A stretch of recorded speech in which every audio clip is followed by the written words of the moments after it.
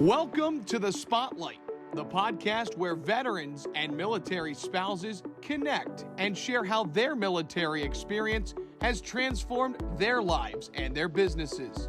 Here's your host, Bob Louthen. Hey, this is your host, Bob Louthen, founder of the Veteran Crowd Network, the network that brings veterans and veteran-led businesses together with each other and the resources they need to prosper. And you are tuning into The Spotlight. Hey, welcome everybody. This is a special episode of the Veteran Crowd Spotlight. My guest doesn't know this, but she is the 100th episode of the Veteran Crowd Spotlight today. Martha LaGuardia-Kotite, a captain in the U.S. Coast Guard, now retired, an author and a speaker. We're going to be talking about dreaming bigger, leadership, our oceans health, crisis management, all kinds of things today. Martha, welcome to the program. Thank you for being the 100th guest on the Veteran Crowd Spotlight. Bob, I'm thrilled to be here, and to be number 100 sounds really cool. So congratulations to you on that milestone, and thanks for having me. Hey, so well, thank you for joining us. There's so many things we're going to talk about today. I want to start off with this question. When did you discover you were an author and could write books? I discovered I was an author when I walked into the public affairs shop in Seattle when I was the public affairs officer on active duty for the Coast Guard. And I learned of a story that just knocked my socks off, if you will, about a rescue swimmer going into a cave. His helicopter flew in to pull him out, and he nearly died doing so. And I thought, I've been in the Coast Guard about 6 years. I've served on 2 ships, and now I'm telling Coast Guard stories as the spokeswoman for the service in the Pacific Northwest. And I didn't know that we do these kinds of things. And I thought, well, if I don't know, and I'm serving in the Coast Guard, America certainly does not know. And I decided I wanted to celebrate our unsung heroes and help get their stories out, because this was before Hurricane Katrina, which really put the Coast Guard on the map. It became a national story, and we were all over the news. Prior to that, no one really appreciated or knew about the Coast Guard. So I decided to write about our heroes, and I embarked on the long struggle to get published in the traditional format. And I did. And so I learned along the way how to create a book, but I've always loved writing and telling stories. This sounds like the Kevin Costner movie, The Guardian, I think. Did he not go into a cave or at some point? I mean, did they draw from that? It's the book So Others May Live, about Coast Guard rescue swimmers saving lives and defying death. I wrote it, but Kevin Costner and Ashton Kutcher loved reading the book. But I didn't get any credit. I did not, but I remember that scene in the movie because I think they're both in the cave doing a rescue of some sort. Absolutely. You're sharp, Bob. And yeah, they basically used my book as a template for the movie and kind of left me on shore. Oh my goodness. They got underway and I was left behind. Well, that is, I honestly did not make that connection until just now when you told that story. That's fascinating. So Others May Live. Let's talk a little bit about that specific. You've written 5 books. We're going to talk about that one first, and then I want to jump to another one of your books. Tell us some of the stories. Are there some other stories in that rescue swimmer book that you might want to bring to the surface here? Yes, one of the ones that I love because it's a foundational story for the history of the rescue swimmer program. It started in 1985. So it's a fairly new program when you consider the Coast Guard has been around since the days of Alexander Hamilton. I was surprised to read that. I would have thought they would have been rescue swimmers well before that. You would think. Well, the program didn't get started until then. And it was based on a couple tragedies that America and Congress decided to fund it. And then even after it was green lighted, funded, and training started to roll out to begin with in Pensacola with the Navy Rescue Swimmer School. So now we had swimmers dispersing out into the Coast Guard and up into Alaska, but they still weren't accepted. these, at the time, it was all men rescue swimmers. They weren't accepted within the aircraft, the helicopter, by the air crews because they were looked at as extra equipment. We don't need you. We've been doing this for years without swimmers. Why do we need you? Well, the story that's in my book that helped open up and change that culture and change that perspective was the story of Jeff Tunks saving a father and son with his air crew in Kodiak, Alaska, or excuse me, in Sitka, Alaska, Mm-hmm. during a storm of unforecast ferocity. This was before GPS, before we could track storms like we do today on the Weather Channel. And if you get into that story and read it and learn of the trials that they went through and how they nearly lost the helicopter in this wind and incredible seas, and it was just like disaster about to happen, and they pulled it off, and Jeff nearly died, and they were able to recover him after, of course, they got the father and son into the helicopter from their sinking vessel. And the story is just phenomenal, and I encourage you all to read it. It put the rescue swimmer onto the soapbox where people now that were pilots spoke and praised the capabilities, the tenacity, the heroism of having this amazing person in the helicopter with them. Oh man, you're giving me goosebumps. Just thinking about it. It's amazing, one, that it has such a short history. 35 years ago they started the Mhm. program. And I do think that there are many people that have seen rescue swimmers and now have heard the story and just have an awesome amount of respect for them. You've written another book called Changing the Rules of Engagement, which is about the roles of women, I guess, in the service also, right? Yes, I'm going to hold that one up too. And Okay. I This one's really just love, coming out in a new release in paperback. Is that right? yes, just in the last few days, we've released it as a paperback. And this book is phenomenal. And I wrote it uh, after a speaking event for So Others May Live, my first book. I discovered that there weren't any books celebrating women in the military. And I like to tease Ollie North because I've read a couple of his books and I flipped through to see which sections, where did he profile women? And he didn't profile any women in his books, but they're all footnotes. So I challenge that lack of celebration of those who have served our country as women veterans and wrote a book about 14 amazing women that dreamed their bigger dream, achieved their bigger goal, and helped change the culture of the military by serving in roles and positions and creating jobs for themselves where they were not allowed to go before or were prohibited, or people didn't think women could do it. And they proved that they could. For example, Nicole Malkowski, the first female Thunderbird pilot. I have an astronaut who was one of 3 women in the history of the space shuttle program to command and fly the space shuttle. I have a Navy diver who dove to the depths of the ocean back when there were few women going through the naval dive program. I have folks that served in war zones, on the forward operating bases, just a wonderful collection. And actually, and I want to add this too, it's a collection of stories about leadership, about insights, about how to survive and succeed no matter where you are in business, in the military, or not in the military. Men and women alike can learn so much from these folks. This is fascinating. When you did your research for that book, I mean, we've had women in roles in the military, even going back forever, right? But they really have sort of opened the gates in the last 30 years, I guess, Hmm.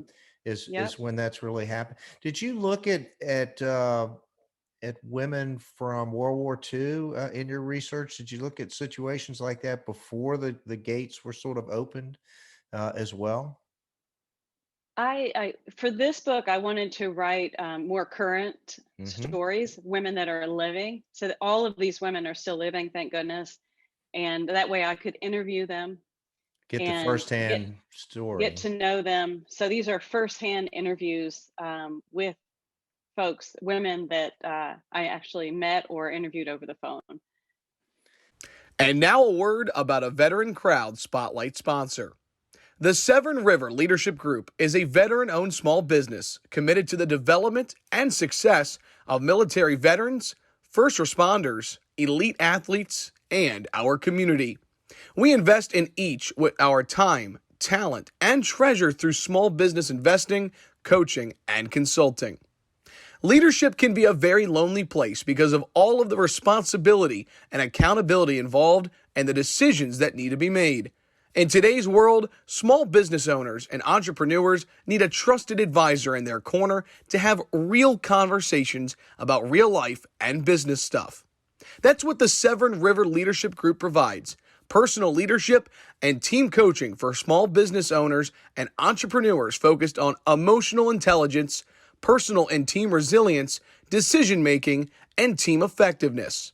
If you are a veteran, first responder, or elite athlete small business owner looking for a trusted advisor to help you get to the next level, connect with us online at www.severnriverleadershipgroup.com. Hey, we're talking with Martha LaGuardia-Kotite. She is a Captain U.S. Coast Guard, retired after a 29-year career in the Coast Guard. Hey, Martha, I want to follow this theme of women and breaking some new ground, but let's talk about you. Oh boy. All right, let's go back. How did you end up choosing to go to the U.S. Coast Guard Academy? And I want to hear all Well, about that school because I don't think I've had a Coast Guard Academy graduate on the program. I may have, but we never got into the nitty gritty. well, that's really awesome because not many people know about the Coast Guard Academy. We're one of the 5 military service academies, and we're located in New London, Connecticut. And you wanted to know why I wanted to go to the Coast Guard I'm Academy? curious, how does a teenager make that decision? Well, it was for many reasons. One of which I lost my older brother to suicide when I was a senior in high school. And he was my rock. He was my mentor. He was my older brother. He was my lifeline.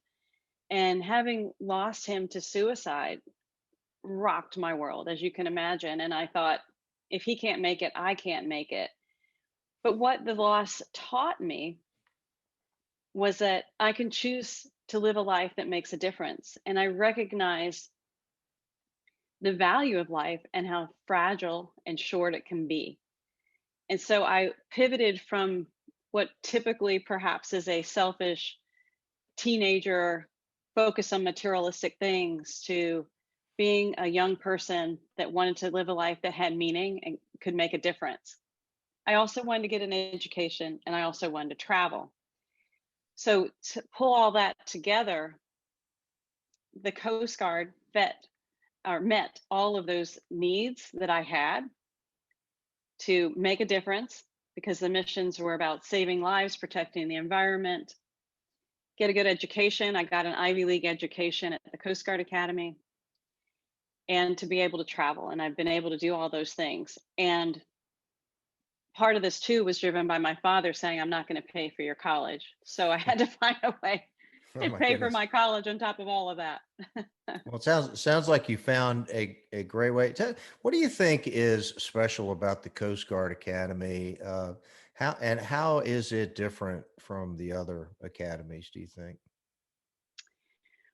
Well, I know that the Coast Guard is very special because of our missions, and we've broadened our missions to include more homeland security missions and more of the warrior protection type force, just like our brothers and sisters in the other military services. I think the academy is special because we're a seagoing service. We are teaching young people how to navigate and appreciate the sea.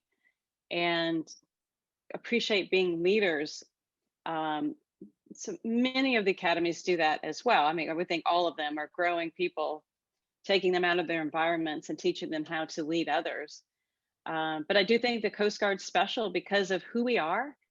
I say I met the heart of the Coast Guard at Station Destin, where I grew up and where I was looking for my next step after the loss of my brother. And I felt that the Coast Guard people were different, that they had they came across to me with great heart, great feeling of wanting to make a difference, just like I did. So that's what I grasped onto.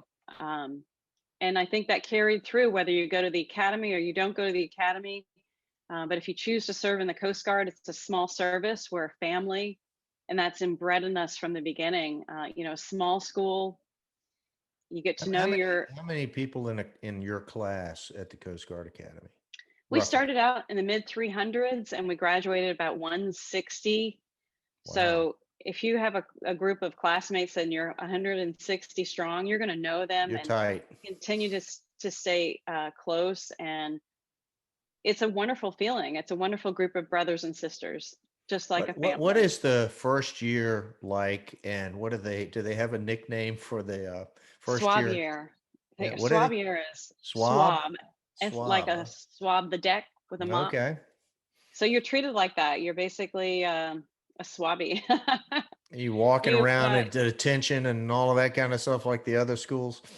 Oh yes, it's the same. It's they take you down to ground level, so to speak, and bring you back up. And as I said, the experience at the academy taught me that I'm a survivor. I can do this. I can do anything I set my mind to do. And I had this wonderful team of classmates and upperclassmen and lowerclassmen to support and help me during that phase of life. What was your first job in the Coast Guard when you graduated? My first job was at sea. Back then, we all had to go to sea, and it was one of the best experiences is to be able to serve at sea, not only for my first tour, but my second tour. And my first tour was a medium endurance cutter out of Astoria, Oregon, which is the Pacific Northwest. And we sailed the Pacific. We went north to Alaska for the Exxon Valdez oil spill. You probably remember that. Yep. We went as far west as Midway Island and as far south as Panama, and patrolled up and down the Pacific Ocean in supporting all of our missions, and learned a lot. It was a crazy assignment and for many ways, but it was one of the greatest memories I have too. One of the things you talk about is our ocean's health. Let's talk a little bit about the Prince William Sound and the Exxon Valdez. How soon after the spill did you guys arrive on scene, and what's your takeaway from that? It was obviously many, many years ago, and a spill that was so dramatic, such an impact on the environment of those pristine waterways in Alaska. And I remember walking on the oiled beaches, wearing my boots and trying to balance and not slip because the oil was on the rocks. And we were overseeing the cleanup, and we arrived shortly after it happened. We got underway from Oregon and sped right up to Prince William Sound, and were one of the first cutters to help oversee as on-scene commander the response to that disaster. And I think one of my takeaways, partnering it against Deepwater Horizon, which happened in 2010, which I was also involved with as a liaison, I guess I'm still, while many changes happened from Exxon Valdez, now there's double hulled ships to be more protective. Should they have a situation where they run aground and can lose the cargo or their oil. There were some improvements, but at the same time, when you look at 2010 and Deepwater Horizon, there were still some needs that haven't been met over decades as far as oil spill response and cleanup. So we have to do more for our oceans. We have to be more mindful and protective of it, and everyone can play a role. It's not just the big oil companies or the shipping companies. It comes down in each and every one of us to be mindful of what are we doing to keep them clean? Are we leaving a footprint behind, whether it's polluting or chemicals or just things on the beach? we are very much connected to the ocean for our livelihood and our health. We're going to come back to that topic in a minute. Just one last question about, your formative years. You went and got a master's at Harvard. That's right. How was that? Tell us about that. That was wonderful. I was knowing that I needed to get promoted to O6 or captain, which is like colonel in the other services. You had to have a master's. So I was a little late in the game to recognize that. Hmm. So when it came out that, yeah, Martha, you need to get your master's. And I was like, okay. Well, what I wanted to get my master's in was something I'd been doing my whole life since the Exxon Valdez oil spill, was being a public relations spokesperson and writer as a hobby, if you will, or collateral duty. But it was never formally, I was never really schooled in it. So I thought, I've learned a lot at the grassroots level and through trial and error, but I want to polish my skills and improve them. So I wanted to get a degree in journalism. And the only place that really had something that interested me and fit the bill and was all about journalism, I found at Harvard. And I thought, well, why not? So I just dreamed my bigger dream and pursued it and got it. And it It's was a great. it's a fantastic school. I'm sure you made some great connections and friends while at Harvard. Hey, we're talking with Martha LaGuardia-Kotite. She is a retired captain, U.S. Coast Guard. Martha, you've also embarked on a speaking career, and you address a number of topics. I want to talk to this one first because you brought it up earlier. You speak often about the aftermath of suicide, and you shared earlier with me that you lost your brother this way. What? Well, let's talk about the aftermath of suicide and who you hope to help with this speaking work that you're doing. It's a tough subject, and not many people want to hear about suicide and or the aftermath of it. And what I've learned from my experience as a survivor of suicide, and a creator of a suicide prevention video with the chaplain corps uh, during my active duty years as in the United States Coast Guard, we partnered together to create a video that would helpfully shine a light on the aftermath so that people that are contemplating suicide would recognize what they leave behind and how they crush those who truly love them, whether it's friends, coworkers, family members, a spouse, brother or sister. Taking your own life is a selfish decision based on a temporary situation, a situation which can be resolved with help, assistance, whatever it is that you need. By asking for help, you can see the light in that darkness. You can leave the darkness and see the light by asking for help.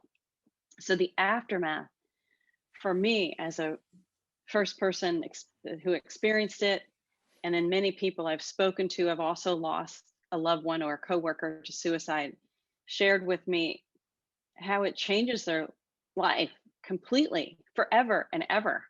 It's always a thought in your mind of that person took their life. I didn't know they were going to do it, or I wish I had known, or it's just a selfish act that leaves so much turbulence, so much grief, so much loss, so much devastation behind, that I truly believe if those who were in that moment thinking of taking their lives could just ask for help or mention it to someone that they're feeling that way and get the help, we could save lives. We could prevent that loss of that, not only that person who's so precious and fragile at that time, but help them see they have a purpose in this world, because each and every person is here for a reason. They have a purpose. They don't need to take their life. They can get help and they can be brought back to the light. How much, this is a mental health crisis that we talk about the number of veteran suicides, there's active duty issues. Um, is the stigma of mental health part of the problem, that keeps people from seeking help? I believe so. I think that asking for help is hard to do. People aren't necessarily inclined to ask for help, especially about something that's so private, so personal, so sensitive. And maybe there were things that happened that shouldn't have happened. Maybe they made a mistake that compounded itself over and over and just kept pushing them down, making them feel like they couldn't get out of the situation. Alcohol can and drugs can magnify the intensity of the thoughts of the feeling trapped. Obviously, there are other reasons why people take their own life, but as a whole, I don't think that we're there yet as human beings to accept those who have mental health issues or who are needing that kind of assistance. I think we brush it off, um, and don't embrace as much as we can and should. I think the COVID environment, has compounded some of this, the lack of interaction. It's kind of like the perfect storm, Hmm. from a mental health standpoint.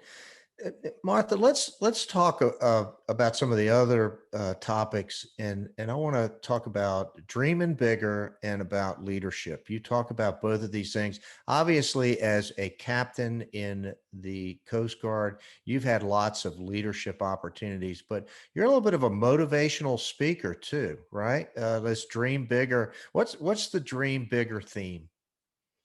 That came from my women book, The Changing the Rules of Engagement. I picked that up from one of the women I interviewed, Heather Wilson, who was a congresswoman, and then she became Secretary of the Air Force. And she had said that to me during our interview about dreaming your bigger dream. And I just grabbed hold of that and I thought, she's right. Because as a young kid, maybe all I dreamed about was going to college and getting an education. What if, as a young kid, I dreamed past that?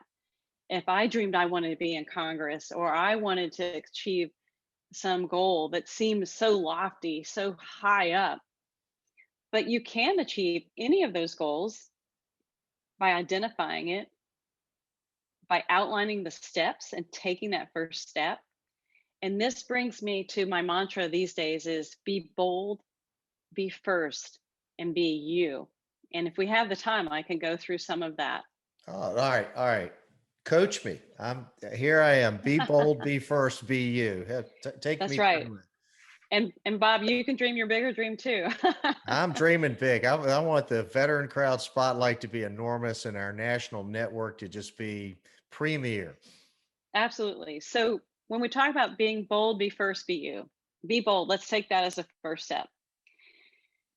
Be bold can be many things, but I think it's about courage, having the courage to face your fear. And we're all afraid of something. We're all afraid of something new. We're afraid of change. But if you take a moment and take that step and face that fear, you're on your way to your bigger dream. Do you think you learned that in the military? Do you think you got some of that at the Coast Guard Academy the first day you set foot in there? Probably the second and third day, but Okay. but absolutely. And it's being willing to change and to pivot. It's being willing to um, surround yourself with a team of supporters. So being bold and facing your fear and having that courage is this whole mix of those elements that are helping many people become successful. The second one is being first because your choices matter. Your choices in life matter and they shape your future. And you know what? You own it. You own your choices. You own your life. You get to make those decisions. So by being first, I mean perhaps volunteering to do something you've never done before. You're sitting in the boardroom or in your workplace, you know something needs to be done. Maybe post COVID, there was something that was left on the table that didn't get picked up. What if you did it? What if you raised your hand and said, I'll do it? And that leads you to more opportunities. It leads you to being looked at as a leader. So being first is also about committing to something that's relevant, that's important and special, and drive towards that. And then being you, and actually, let me go back to being first. It's about listening to other people's point of views also. Maybe in a room full of 10 people, that person in the corner is never listened to. What if you were the first to listen, really listen to that person's point of view and give them a chance to be elevated, to be empowered? You're creating a culture of empowerment. Who doesn't want that?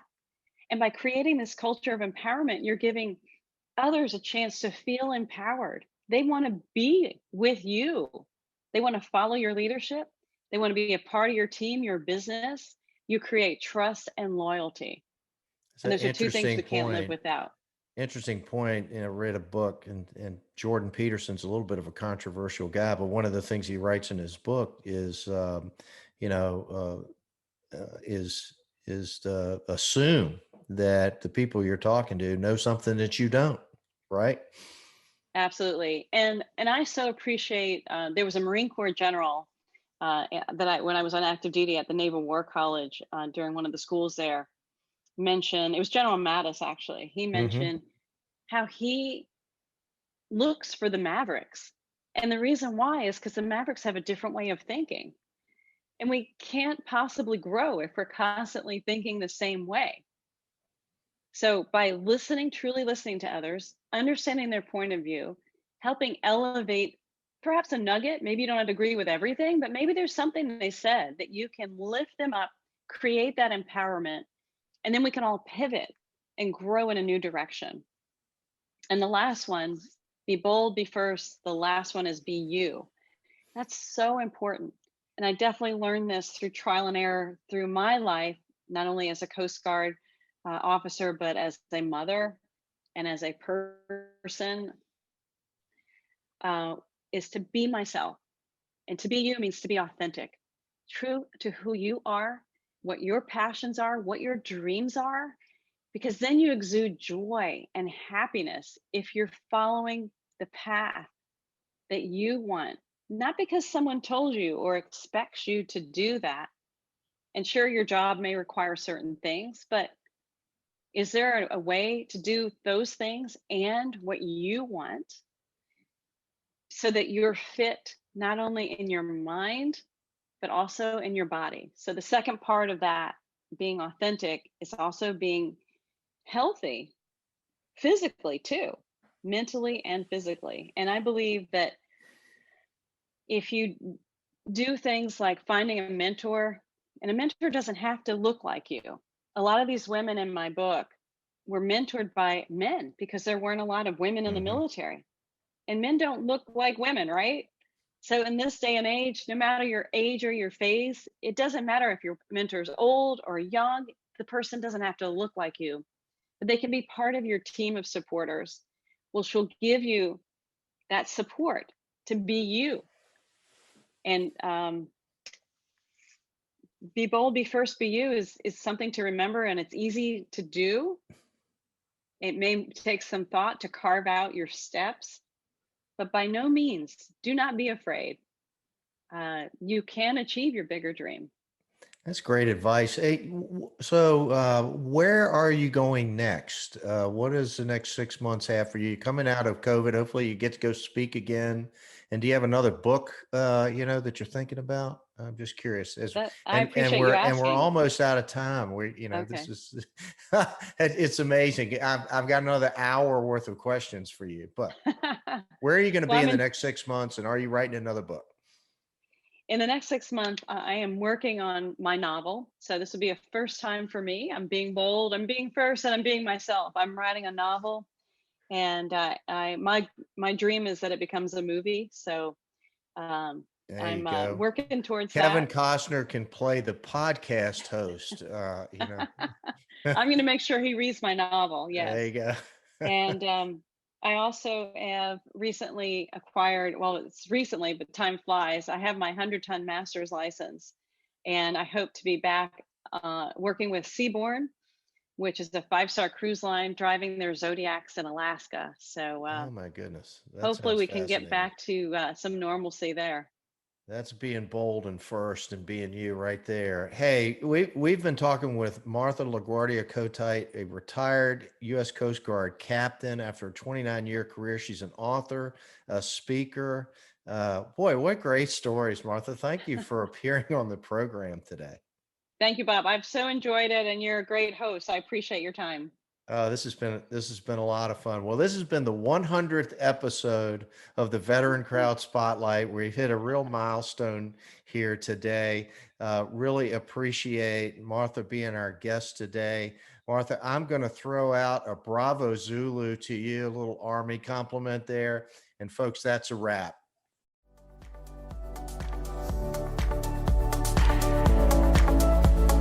Thank you for listening to Spotlight by Veteran Crowd. We hope you enjoyed today's episode.